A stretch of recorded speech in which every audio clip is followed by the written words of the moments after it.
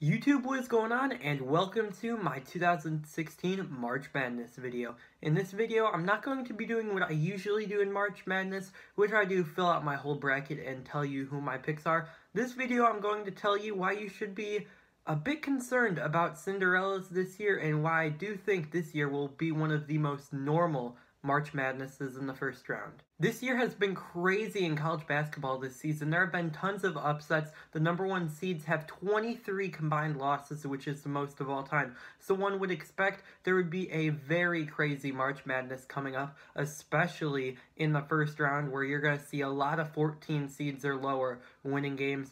But unfortunately, I do not think this is going to happen. Since the regular season was so crazy, only 10 of the 31 top-ranked teams did win their conference tournaments.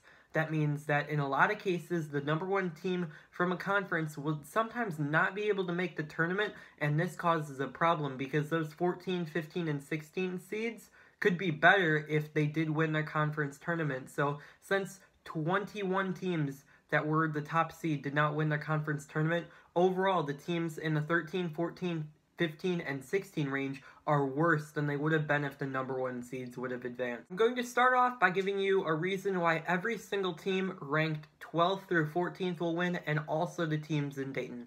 We start off with the game that I'm going to be all over, which is Vandy versus Wichita State.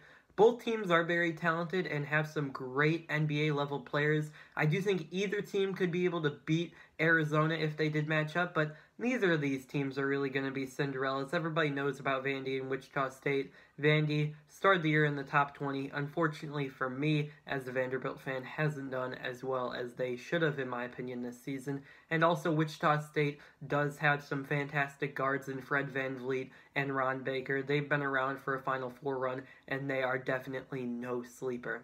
The other first four game is Michigan and Tulsa. Michigan does have 4 RPI top 25 wins, but they have no other wins in the top 100, so that's a bit interesting.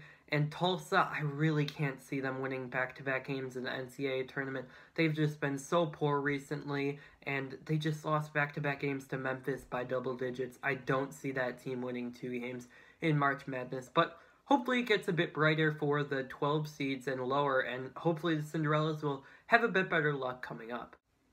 The first 12-5 matchup is South Dakota State versus Maryland. The Jackrabbits have been a really solid team led by freshman big man Mike Dam. He's been playing well since the new year, and Maryland has struggled recently, and I think that Melo Trimble is a problem with this because he hasn't been 100% healthy. I think everybody knows that. I think he should have just sat out for a week or two and then came back stronger near the end of the season, but he didn't sit out, and I think he's really suffering. He doesn't look like the same player that he was last season and also at the start of the season. So I do think that with a poor Melo Trimble, maybe South Dakota State could get the victory, but I do see too much Diamond Stone, Rashid Suleiman, and Melo Trimble. Even though he's not playing well, he's still a very talented guard and can take over a game at any time.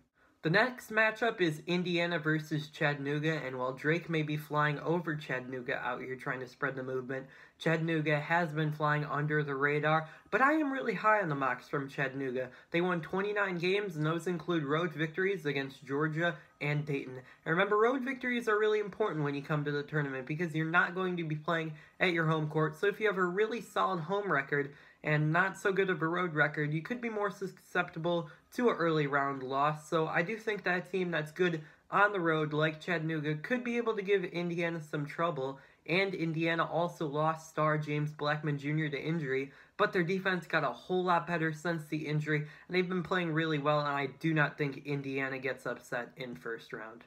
The third 5 versus 12 matchup is Yale versus Baylor. Baylor does 2 things really well, and that's crashed offensive glass and also forced turnovers. Yale crashes the defensive glass really well, and also the offensive glass, being in the top 10 in the country in both offensive and defensive rebounding. The only team in the country to boast that statement, but they do have a lot of turnovers, the 7th most turnovers in the country, so I do think that would be their downfall. Baylor does force a lot of turnovers against a team that isn't great against pressure. I do think even if they're able to limit Baylor's second chance points, I think they'll crumble with Baylor's pressure. And the final 5 versus 12 game is going to be Purdue versus Arkansas Little Rock.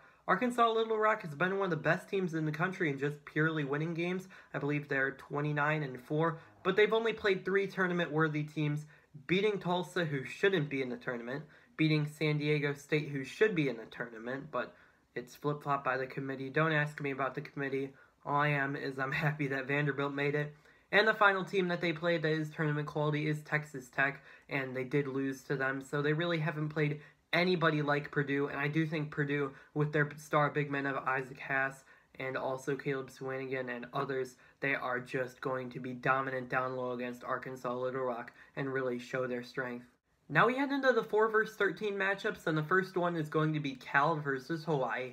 The Rainbow Warriors have a very talented team and aren't your normal 13 seed. They almost beat Oklahoma, but a major problem I do have with Hawaii is they're going to be flying a very long distance to go to their game. I think this could be a problem as that's just a really long trip to have. I think they could be fatigued, but Cal is one of the worst teams in the country on the road for NCAA tournament teams. They're 5-10 overall and 1-8 on the road against teams with an RPI better than Hawaii. So maybe Hawaii could get the upset, but I do think Jaylen Brown and Ivan Rabb and other very talented players for the Bears are too much for Hawaii, even though this is a very possible upset. The next 4 vs 13 matchup is probably the worst one if you're looking for an upset, and that's Duke versus UNC Wilmington.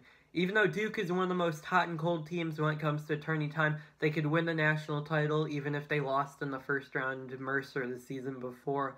But I really don't see Duke losing in the first round this year. They're playing a UNC Wilmington team that doesn't really play anybody above 6'5", and I don't see guys like Luke Kennard, Grayson Allen, and others losing a game dominated by guards, so I do have the Blue Devils easily advancing to the round of 32. Next game is Iowa State versus Iona. Iowa State is coming off a round of 64 loss last year to UAB, which hurt my bracket to say the least because I had Iowa State in the national title game.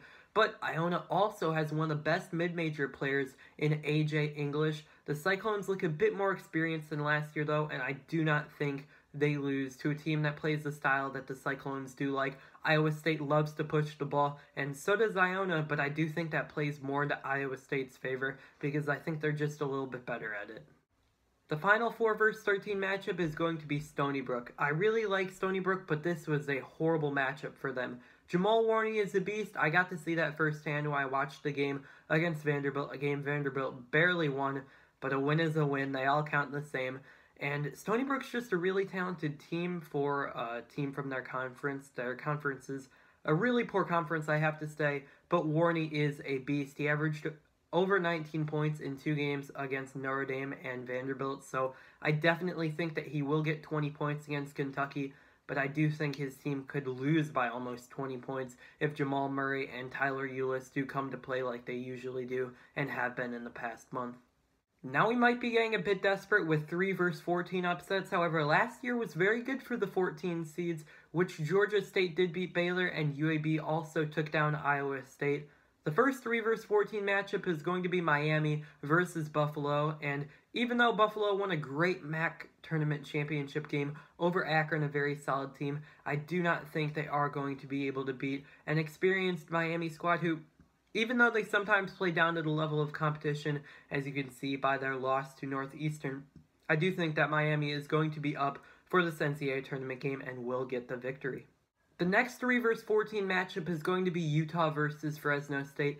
Fresno State got a great victory over San Diego State in the Mountain West Conference Championship game, but I do think the Utes are just too strong, even though they came off a bad defeat in the Pac-12 tournament against Oregon, a big blowout for the Ducks as they really dominated Utah so far this season.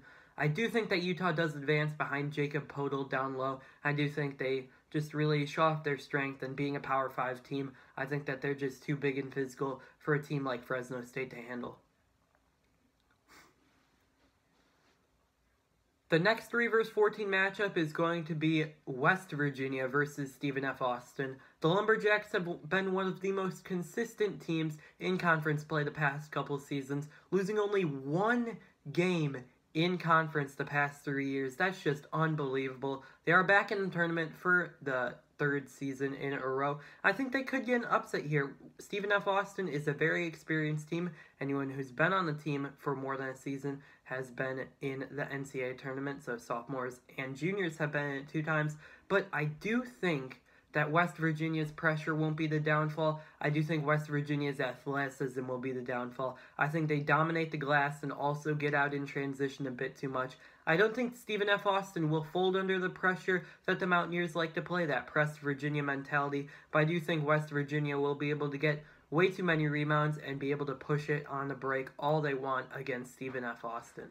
The final 3 vs 14 matchup is going to be Texas A&M versus Green Bay, and not many people are giving the Phoenix much of a chance in this game to pull the upset. They are 0-3 against Power 5 teams, and Texas A&M has been labeled a trendy Final Four pick. I do think they are in the Final Four in my bracket, and Texas A&M has a really deep team. They're playing very well. They played Kentucky in an all-time great game in the SEC tournament final. I do think Texas A&M rolls all over Green Bay. Something I do think to look out for is Texas A&M looking forward to a game against Texas? That could be a huge rivalry game. I would love to see it, and it really would be a shame if Texas or Texas A&M did lose their first round games to Northern Iowa or Green Bay respectively. But if Green Bay did win that, that's a great upset story for the Horizon League, and just another story which March Madness is all about. We all love Cinderellas. Hopefully they can all prove me wrong, and there can be tons of Cinderella stories this year. I personally don't see it, but that will wrap it up for this video discussing the 2016 NCAA Tournament. If you enjoyed, make sure to leave a like and also subscribe for more in real life basketball videos and other sports content on the channel.